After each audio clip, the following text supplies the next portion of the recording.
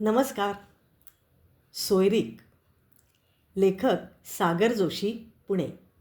अभिवाचन अनुराधा कर्वे. विश्वासराव, माझं अजूनही ऐका. नको नको, PFमधून पैसे काढू नका. दुसरा काहीतरी पर्याय असेल की. कपातला चहा बशीत ओतत ओतत गजाभाऊ समजावणीच्या सुरात म्हणाले. अहो, दुसरा काही पर्याय नाही गजाभाऊ. नाहीतर मी तरी कशाला या भानगडीत पडलं असतं, नाही का? एवढा खर्च झेपायला आपल्या माडीवर कुठे खडगंज पैसा जमा आहे? थोडंसं अगतिकपणाने विश्वासराव म्हणाले. तसं नव्हे हो, पण शेवटी PF म्हणजे निवृत्तीनंतरच्या उदरनिर्वाहाची सोय, नाही का? आत्ताच उधळून बसलात तर पुढे काय करणार? बाकी ऑफिसमधला एक सहकारी, यापेक्षा तुमचा हितचिंतक आणि मित्र या नात्याने सल्ला दिला, एवढंच. आता गजाभाऊंचा चहा पिऊन झाला होता आणि विश्वासरावांचा PF विड्रॉवलचा फॉर्म ते तपासून पाहत होते.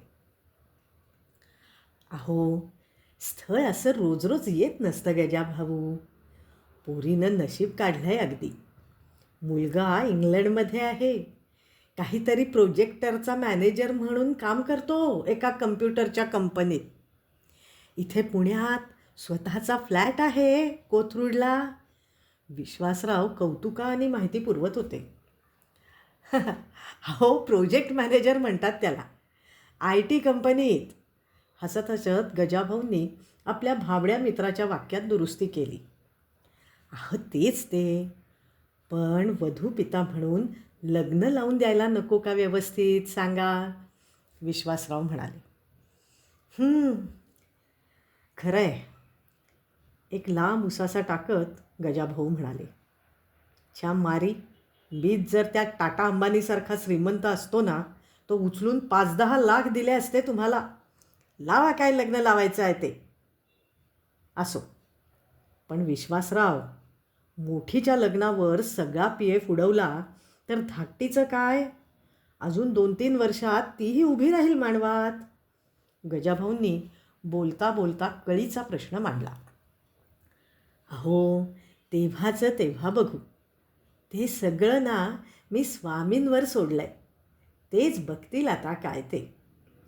हवेतल्या हवेत हात जोडून नमस्कार करत विश्वासराव पुटपुटले. ठीक आहे. तुमचा अर्ज तर पाठवतो पुढे, पाहूया.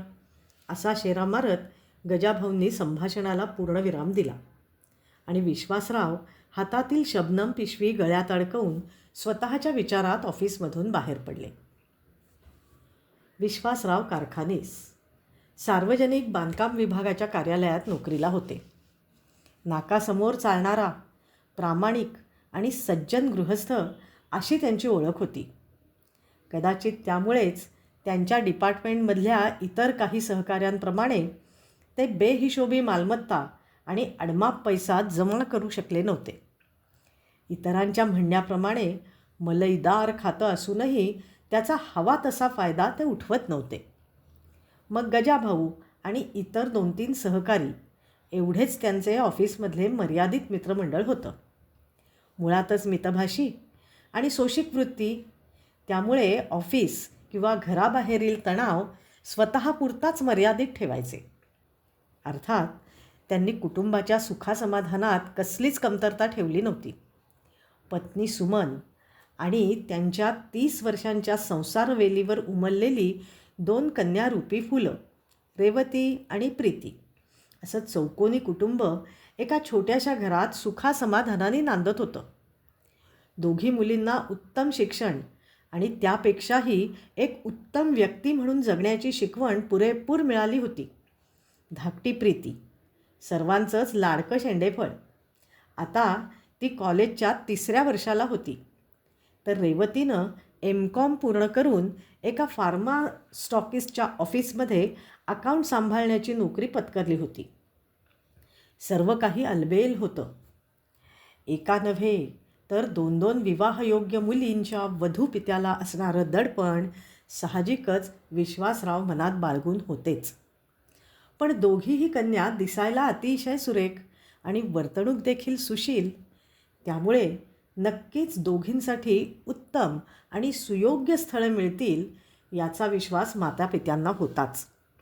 त्यामुळे अगदी ठरवून वरसंशोधन न करताही रेवतीसाठी अभिषेक सरपोतदारसारखं लाखात एक स्थळ स्वतःहून चालत आल्यामुळे विश्वासराव अतिशय खुश होते. त्यामुळे अहो, मुलगा इंग्लंडला असतो, मोठा मॅनेजर आहे, नंतर रेवतीला पण लगेच तिकडे जाऊन घेऊन जाणार आहे बरं, असं कौतुक सर्वांसमोर करताना ते थकत नव्हते. आणि खरोखरच अभिषेकचं स्थळ तसंच होतं. त्यामुळे अगदी ठरवून वरसंशोधन न करताही रेवतीसाठी अभिषेक सरपोतदारसारखं लाखात एक स्थळ स्वतःहून चालत आल्यामुळे विश्वासराव अतिशय खुश होते. त्यामुळे अहो, मुलगा इंग्लंडला असतो, मोठा मॅनेजर आहे, नंतर रेवतीला पण लगेच तिकडे घेऊन जाणार आहे बरं, असं कौतुक सर्वांसमोर करताना ते थकत नव्हते. आणि खरोखरच अभिषेकचं स्थळ तसंच होतं. दुर्दैवाने अभिषेकचे आईवडील त्याच्या शाळकरी वयातच एका अपघातात देवाघरी गेले होते आणि पोरक्या अभिषेकला शाळा आणि कॉलेज हॉस्टेलमध्ये राहून पूर्ण करावं लागलं. डोक्यावर आईबापाची सावली नाही आणि विचारपूस करणारे नातेवाईक नव्याचे 9 दिवस संपताच त्याला त्याच्या नशिबावर सोडून आपापल्या व्यापात गुंतले. नाही म्हणायला त्याचे मामा मामी होते त्याच्या पालकाच्या भूमिकेत, पण स्वकर्तृत्वावर परदेशी शिक्षण आणि तिथेच नोकरी मिळवून स्थायिक झालेल्या अभिषेकच्या पुण्यातील घराची देखभाल आणि भाडे वसुली, तसंच त्याचे इथले काही व्यवहार सांभाळणं, मग ते आर्थिक असोत वा सामाजिक, इतपतच त्यांची भूमिका मर्यादित होती. आणि याच मामा मामीच्या माध्यमातून अभिषेकचं स्थळ रेवतीसाठी चालून आलं होतं. एका साखरपुड्याच्या सोहळ्यात वधूच्या मैत्रिणीच्या भूमिकेत वावरणाऱ्या रेवतीनं अभिषेकच्या मामाची नजर वेधून घेतली आणि त्वरित तिच्याबद्दल आवश्यक ती चौकशी करून खात्री होताच एका मध्यस्थामार्फत त्यांनी अभिषेकच्या सोयरिकीचा प्रस्ताव विश्वासराव आणि सुमनताई यांच्यासमोर मांडला. आणि काही दिवसातच साखरपुड्यात वधूच्या मैत्रिणीच्या भूमिकेत वावरणारी रेवती स्वतःची सौका बनली होती आणि तिचा अभिषेकसोबत साखरपुडा पार पडला होता. हे सगळं अनपेक्षितपणे आणि एवढ्या गडबडीत पार पडलं कारण अभिषेक त्याच्या ऑफिसेसच्या कामानिमित्त केवळ 15 दिवसांसाठीच भारतात आला होता आणि पाहण्याच्या किंवा दाखवण्याच्या त्या चहापोह्याच्या कार्यक्रमात रेवतीला पहिल्यांदाच पाहून आपल्या परोक्ष मामामामींनी ही सोयरीक जुळवली याचं यत्किंचितही वैषम्य त्याला वाटलं नव्हतं. त्याला मनोमन रेवती आवडली होती. अर्थात अभिषेकचं व्यक्तिमत्व जेवढं देखणं तेवढाच त्याच्यामध्ये असणारा आत्मविश्वास, सौजन्यशील वागणं आणि हजरजबाबी, विनोदाची जाण दर्शवणारं बोलणं कोणावरही छाप पाडणारं होतं. अभिषेककडे केवळ 15 दिवसांच्या सुट्टीचा अवधी असल्यानं साखरपुडा मात्र घरगुती स्वरूपात एका छोटेखानी समारंभात साजरा झाला होता. त्यामुळे 6 महिन्यांनी म्हणजे मे महिन्यात अक्षयतृतीयेच्या सुमुहूर्तावर ठरवलेल्या विवाह सोहळ्याच्या नियोजनाची, वधूपक्षाशी बोलणी करण्याची सर्व जबाबदारी मामामामीवर सोपवून अभिषेक लंडनला रवाना झाला. आणि त्यानंतर या विवाह सोहळ्याच्या नियोजनाचं शिवधनुष्य स्वबळावर पेलून वेगवेगळ्या आर्थिक, सामाजिक अशा आघाड्यांवर विश्वासरावांची लढाई सुरू झाली. अभिषेकच्या मामामामींची मर्जी सांभाळत ते तयारीला लागले. त्यांच्या सोशिक आणि भिडस्त स्वभावामुळे इतर कोणाची मदत न घेता जमेल तशी स्वतःचीच धावपळ आणि ओढाताण ते करून घेत होते. कमीत कमी 5 तोळे सोनं, मुलाकडच्या सुमारे 20-22 नातेवाईकांचा मानपान आणि पुण्यातील सुप्रसिद्ध अशा परिणय मंगल कार्यालयात लग्न लावून देणं. मामा मामीकडून व्यक्त झालेल्या या माफक मागण्या ऐकून विश्वासराव तर हबकलेच होते. पण नेहमीप्रमाणे हा धक्काही इतर कोणालाही, अगदी सुमनताईंनाही जाणवून न देता स्वतःच पचवून घेत ते सगळी जमवाजमव करण्याच्या मागे लागले. त्यांच्या प्राथमिक अंदाजानुसार सगळा खर्च 5-6 लाखांच्या घरात जाणार होता आणि हा खर्च पेलण्यासाठी त्यांनी मग PF मोडून पैसे काढण्याचा निर्णय घेतला.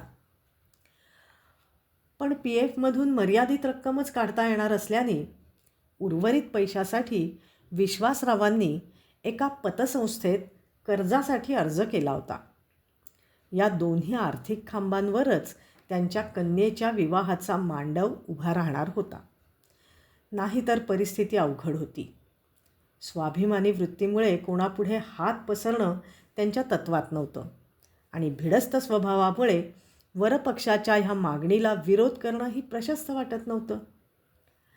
अशा या कात्रीमध्ये सापडल्याने ते सध्या एका दडपणात जगत होते आणि त्याचा परिणाम त्यांच्या तब्येतीवर दिसून येत होता. सततच्या धावपळीमुळे थकवा जाणवत होता. विश्वासराव, अहो जरा आराम पण करायला हवा बरं का. BP जरा वरच्या अंगाला जात आहे हां.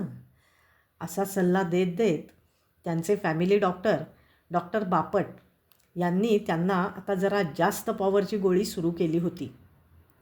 पण तोही सल्ला हसत हसत स्वीकारत नम्रपणे, अहो डॉक्टर, चालायचंच हे. BP काय तुमच्या क्लिनिकच्या पायऱ्यांप्रमाणेच, कधी चढ तर कधी उतार, असं उत्तर विश्वासरावांनी देऊन टाकलं.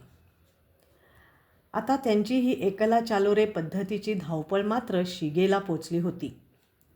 लग्नघटिका 1 महिन्यावर येऊन ठेपली होती आणि हम आपसे एक बात कहना तो भूल ही गए अशा पानपरागच्या जाहिरातीच्या थाटात मामा मामीचा नवनवीन मागण्यांसाठी अधूनमधून फोन येतच होता. 25,000 आगाऊ भरून हॉल बुक झाला होता. PFमधून काढलेली रक्कम त्यांच्या बँक खात्यात जमा झाल्याने त्यांचं अर्धदडपण कमी झालं होतं. आता पतसंस्थेच्या कर्जातून उर्वरित पैसे मिळाले की त्यांचा जीव भांड्यात पडणार होता. 1 आठवड्यानंतर अभिषेक भारतात येणार होता. त्यावेळी इतर सर्व खरेदी उरकून घेण्याचं त्यांनी ठरवलं होतं. त्यानुसार त्यांनी पतसंस्थेच्या कर्जासाठी पाठपुरावा सुरू केला. इकडे पत्रिकांची छपाई, आमंत्रणाच्या याद्या, रुखवत, कर्णावळी आदी कामं देखील सुरू झाली होती. अभिषेक येण्याच्या 1 दिवस आधी पतसंस्थेच्या कर्जाची रक्कम मिळेल असा दिलासा त्यांना गजाभाऊंनी दिला होता. कारण या कर्जासाठी तेच तर गॅरेंटर होते. त्यानुसार शुक्रवारी दुपारी दोघेजण त्या पतसंस्थेच्या कार्यालयात गेले. पण त्या दिवशी तिथे नेहमीपेक्षा वेगळी अशी काही सरकारी अधिकाऱ्यांची वर्दळ आणि काही पोलिसांची उपस्थिती पाहून विश्वासरावांच्या मनात शंकेची पाल चुकचुकली आणि अखेर त्यांना तिथून रिकाम्या हाती परतावं लागलं. पतसंस्थेच्या संचालक मंडळानं काही बनावट कर्जाची प्रकरणं करून एक मोठा आर्थिक अपहार केला होता, तो उघडकीस आला आणि पोलीस कारवाई अंतर्गत पतसंस्थेचं ऑफिस सील करण्यात आलं होतं आणि सर्व मंजूर कर्ज रद्दबातल ठरवण्यात आली होती. ह्या गोष्टीचा विश्वासरावांना प्रचंड मोठा धक्का बसला. विवाह कार्याचं संपूर्ण आर्थिक नियोजनच कोलमडलं होतं. अजून सगळी खरेदी बाकी होती. त्यासाठी पैसे कुठून आणणार? ऐनवेळी उभ्या राहिलेल्या या संकटाची कल्पना कोणाला सांगता पण येत नव्हती. ऑफिसमध्ये परतल्यावर त्याचं जमेल तसं सांत्वन करण्याचं आणि धीर देण्याचं काम गजाभाऊ करत होते. पण अखेर प्रश्न पैशांचा होता आणि ऐनवेळी 2-2.5 लाखांची रक्कम उभी करणं ही आवाक्याबाहेरची गोष्ट होती. पण आता स्वामीच काहीतरी मार्ग दाखवतील या आशेवर खूप खिन्न होऊन एका दडपणासोबत ते संध्याकाळी घरी परतले. अहो, मी चहा ठेवलाय, तुम्ही आवरून घ्या बरं. चहा घेऊन आपण पत्रिकावाल्याकडे जाऊन येऊ. त्याचा फोन येऊन गेला दुपारी. विश्वासरावांना शांतपणे त्यांच्या आरामखुर्चीत बसलेलं पाहून किचनच्या दारात उभं राहून सुमनताई म्हणाल्या. पण स्वतःच्याच विचारांच्या धुंदीत असलेल्या विश्वासरावांपर्यंत कदाचित हे वाक्य पोचलंच नसावं. त्यामुळे सुमनताईंना पुन्हा एकदा त्यांना सांगावं लागलं. तेवढ्यात रेवती कामावरून परतली आणि विश्वासराव फ्रेश व्हायला म्हणून बाथरूममध्ये गेले.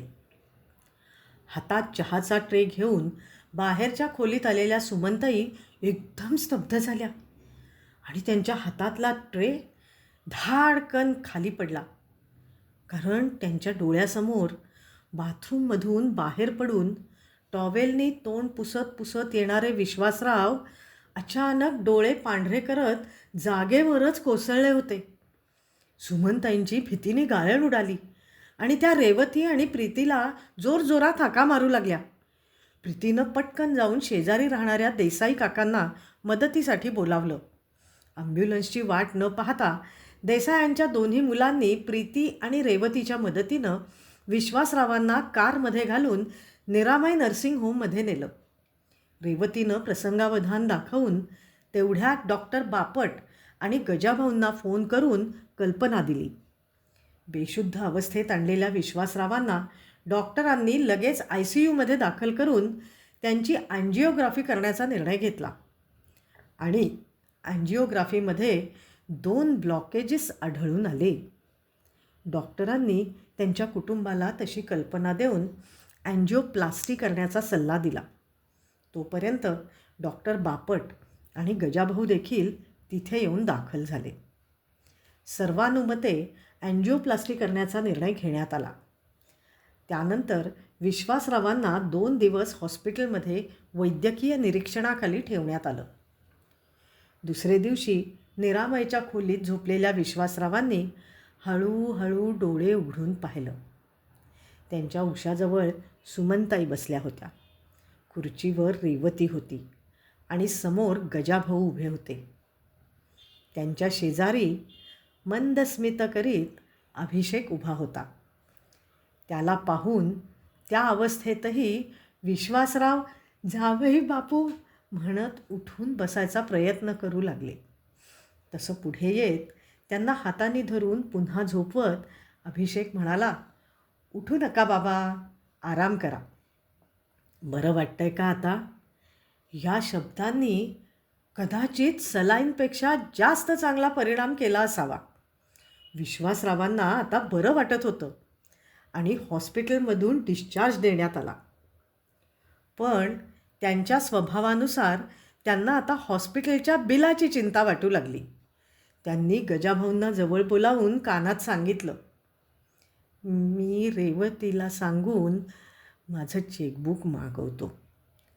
तुम्ही जरा तेवढे बँकेतून पैसे काढून आणा आणि काय बिल झालं असेल ते भरून टाका. ते ऐकून गजाभाऊ खो खो हसत सुटले आणि म्हणाले, विश्वासराव, अहो रविवारी उघडी ठेवायला बँक काय तुमच्या घरची आहे की काय? चला आवरा तुमचा चंबू गबाळ आणि घरी जा. बिलाचं काम झालं आहे तुमच्या. अहो पण कोणी भरले पैसे? विश्वासरावांच्या या प्रश्नाकडे दुर्लक्ष करत गजाभाऊंनी त्यांची बॅग फाईल गोळा करून घेतली. दुसऱ्या दिवशी विश्वासरावांच्या घरी त्यांना भेटायला अभिषेक, त्याचे मामा मामी, गजाभाऊ ही सगळी मंडळी आली होती. अभिषेक त्यांच्या शेजारी बसून त्यांची विचारपूस करत बोलू लागला, बाबा, अहो कशासाठी एवढा हा आटापिटा?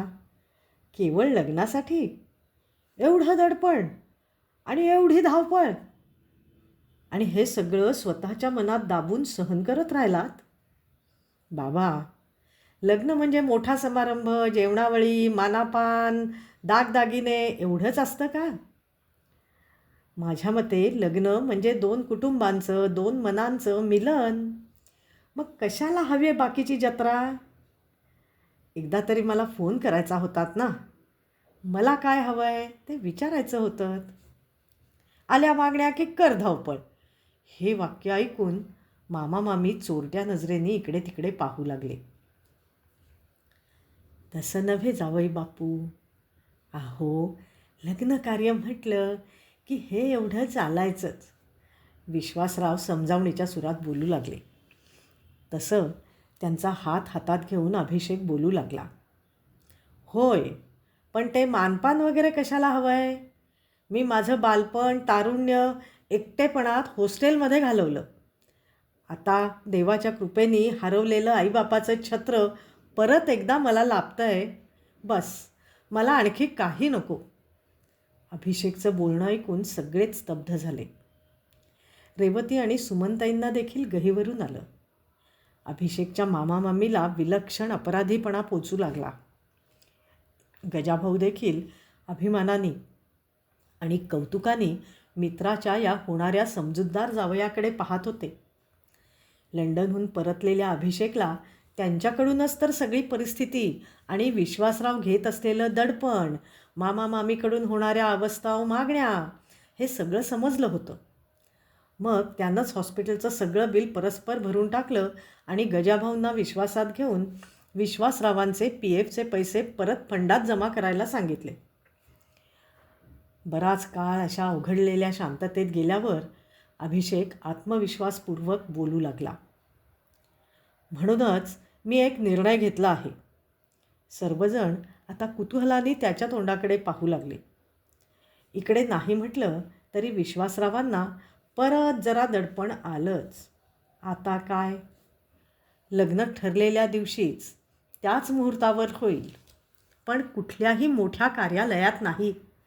माझी इच्छा रजिस्टर लग्न करायची आहे.